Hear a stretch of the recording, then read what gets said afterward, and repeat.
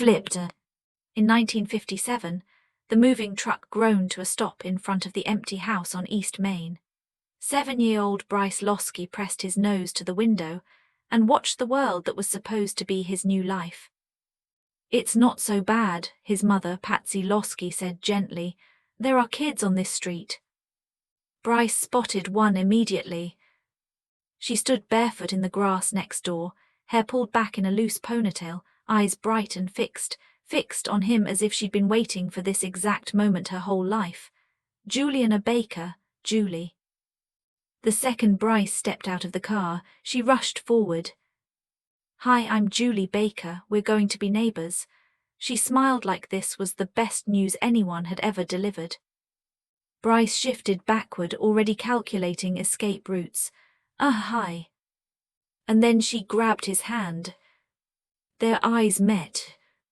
For Julie, the world narrowed to that single look. The sky turned cinematic. The birds probably sang in harmony. This is it, she thought, this is love. For Bryce, it was like being pinned by a spotlight. He pulled his hand free. "I have to help with boxes," he muttered, though he had no intention of doing so. He fled inside and shut the door, heart thumping as if he'd just escaped something dangerous. From the yard, Julie watched the door close and sighed happily. "He's shy," she told her mother, Trina Baker. "That's sweet." 4 years later, Bryce would not have described it as sweet. By 11, Julie's devotion had only intensified. She waited for him before school. She walked home with him. She volunteered for any group assignment that might involve proximity. "Bryce," she'd call, jogging up beside him. "Did you see the clouds this morning? They looked like giant ships." Bryce kept his eyes forward. They looked like clouds. He wasn't cruel. He just didn't understand how to deal with someone who believed that standing next to him was the highlight of her day. So he did something cowardly. At recess, he started spending time with Sherry Stalls, Sherry with the glossy ponytail and effortless popularity, Sherry who smelled faintly of bubblegum and didn't look at him like he was destiny. "Hey Sherry," he said, affecting casual, "want to hang out after school?" Garrett Einbinder, his best friend, arched an eyebrow. "Dude, since when?" "Since now." It worked for about 48 hours. Then Garrett, with the emotional subtlety of a brick, told Sherry the truth.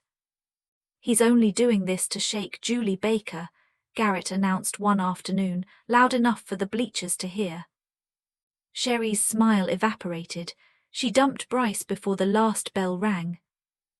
Julie never said a word about it. She didn't have to.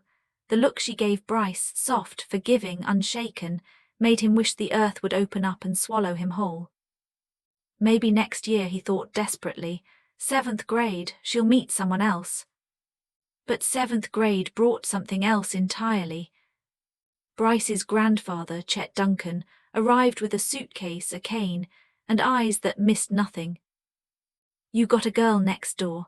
Chet asked the first evening, watching Julie chase after a stray paper blowing down the sidewalk. "She's not my girl," Bryce snapped. Chet hummed, didn't say she was, just asked. Meanwhile, Julie had bigger concerns than Bryce's indifference. At the end of the street stood a massive sycamore tree, its branches wide and generous, its bark pale and peeling like old parchment. From the top, Julie could see everything: rooftops, fields, the curve of the horizon. She believed that from up there the world made more sense. The day the trucks came to cut it down, she felt something inside her fracture. "You can't," she shouted at the workers. "Kid, get back." She didn't get back. She climbed higher and higher until she sat on her favorite branch and refused to move. "I'm not coming down," she yelled. "You can't take it." The town gathered, people murmured, someone called the paper. Bryce stood at the edge of the crowd, mortified. Why does she always do this? Chet stood beside him, studying the girl in the tree. "She loves it," he said quietly. "It's just a tree." Chet gave him a look. "Is it?" Hours later, Julie's father, Richard Baker, stepped forward. Julie, he called gently, come down. Her voice broke. They'll kill it. I know, his eyes were wet, but you can't stop everything from changing. She climbed down into his arms. The tree came down anyway. That night, Julie lay in bed, hollow. Richard slipped into her room and handed her something wrapped in paper. It was a painting. The sycamore, alive and luminous, preserved in brushstrokes. You can't always save what you love, he told her, but you can remember it. An article about the sycamore girl ran in the local paper. Chet showed it to Bryce. She sees the whole picture, Chet said. You ever try doing that? Bryce shrugged. It's not that deep. Chet just smiled faintly. Maybe it is. Later that year, Julie began raising hens from chicks she'd hatched for the science fair. She tended them with fierce devotion. She sold eggs to neighbors and, out of pure stubborn generosity, delivered cartons to the Loskys' door. Bryce accepted them awkwardly. Stephen Losky frowned at the carton one morning. You don't know what kind of conditions those chickens live in. They look fine, Bryce muttered.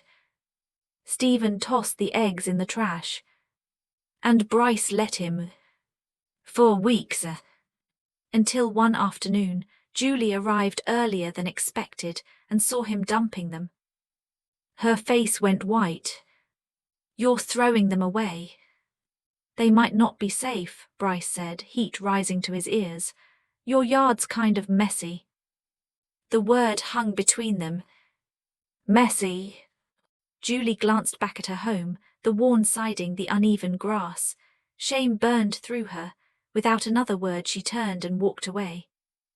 The next day, she was outside with gloves and a rake. Chet noticed. He walked over slowly. You need a hand. She hesitated. It's embarrassing. He shook his head. It's honest work. They spent afternoons pulling weeds, repairing fences, talking. Julie told him about her uncle, Daniel Baker, about how much of their money went to his care. Some things matter more than appearances, Chet said. When Stephen criticized the Bakers' yard at dinner, Chet's voice sharpened. They rent, Stephen. Their landlord should handle repairs. And if they choose to spend their money on family instead, that's character. Bryce watched this exchange with a flicker of discomfort. He'd never thought about it that way. Chet began asking Bryce questions he didn't like. What do you see when you look at her? Bryce hesitated. A girl who won't leave me alone. Chet tapped his cane. Try harder. Gradually, something shifted. Bryce started noticing things. The way Julie tilted her head when she was thinking. The way she defended kids no one else noticed. The way she talked about ideas like they were treasures. Then he overheard Garrett mocking Daniel one afternoon. Bryce felt a flash of disgust. But when Garrett nudged him and said, "Right," Bryce didn't argue strongly enough. He mumbled something non-committal. Julie heard. The look on her face this time wasn't adoration. It was clarity. That evening, Patsy invited the Bakers to dinner. During dessert, Julie pulled Bryce aside. "I heard you," she said quietly. "You're a coward." It landed because it was true. After dinner, she approached him again. "I'm sorry I called you that. I shouldn't have." He looked at her and realized something terrifying. She no longer cared whether he liked her. And suddenly, he cared very much whether she liked him. At the school's annual basket boy auction, Bryce was selected. He overheard that Sherry and another girl were planning to bid. He didn't care. He searched the room for Julie. She stood near the back, clutching money she'd earned from egg sales. When her turn came, she raised her hand. $5 for Eddie Truelock. Eddie, the awkward, perpetually ignored boy. Bryce felt something drop inside him. Sherry won him easily. At lunch, Sherry chatted about lip gloss and summer plans. Bryce barely heard her. His gaze kept drifting to Julie laughing softly at something Eddie said. That should be me, he thought. In a surge of clarity and panic, he stood and crossed the lawn. Julie, he said breathlessly. She looked up, startled. And before he could lose his nerve, he leaned in to kiss her. Gasps erupted around them. Julie flushed crimson and ran. Garrett grabbed Bryce's arm. What are you doing? You just ditched the prettiest girl in school. Don't, Bryce snapped. Garrett smirked. For Baker, please. Bryce's voice went cold. Shut up. Garrett laughed, and that was the end of it. Bryce walked away. He tried calling Julie. She didn't answer. He left notes. She returned none. Finally, he did the only thing that made sense. He asked Richard Baker for permission. 2 mornings later, he stood in the baker's yard holding a young sycamore sapling. He began to dig. The soil was stubborn, his palms blistered. He kept going. Julie stepped outside, shovel in hand, intending to work on her flower beds, and froze. He didn't look up immediately. I figured, Bryce said, voice steady despite his racing heart. If I can't bring back the old one, maybe we can grow a new one. She approached slowly. They stood facing the small, fragile tree. For the whole picture, she asked. For the whole picture, he said. They lowered it into the earth together. Their hands brushed as they covered the roots. For the first time in all the years they'd lived side by side, they simply stood there and looked at each other. No spotlight, no escape routes. Just 2 people. And this time when their eyes met, neither of them looked away.